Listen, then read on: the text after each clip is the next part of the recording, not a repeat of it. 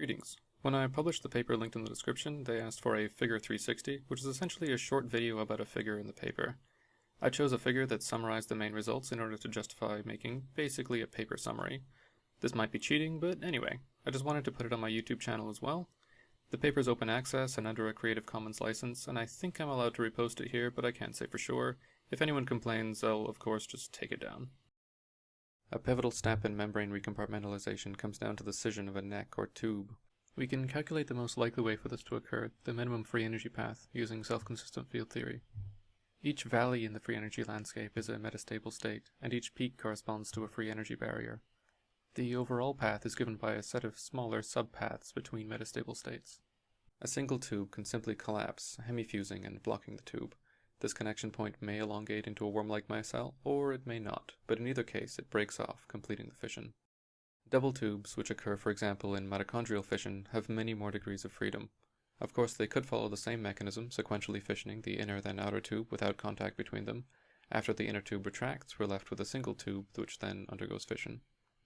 But the presence of two opposing membranes that are in close proximity gives rise to numerous new possibilities.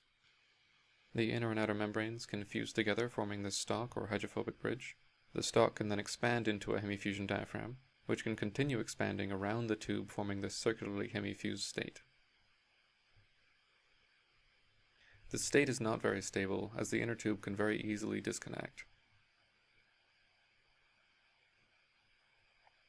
If the other side disconnects likewise, we end up with two capped-off tubes inside the outer tube.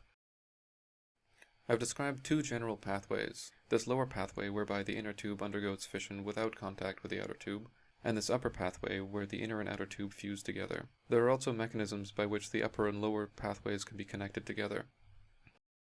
Once a stalk is formed, it can catalyze the formation of a pore in the inner tube, which then expands and forms this worm-like micelle, which closes off and disconnects from the outer tube, giving us a new way of forming capped-off tubes connected by a worm-like micelle. Even after the hemifusion diaphragm is formed, it can expand, and then the thin parts on the sides can break, forming more pores and giving us another pathway connecting the upper and lower paths. Our paper explores these possibilities and more, calculating the free energy barriers to each step and thus determining the optimal pathway. We then go on to explore the effect of membrane tension as a way of controlling which pathway is chosen and discuss its relevance to cellular processes.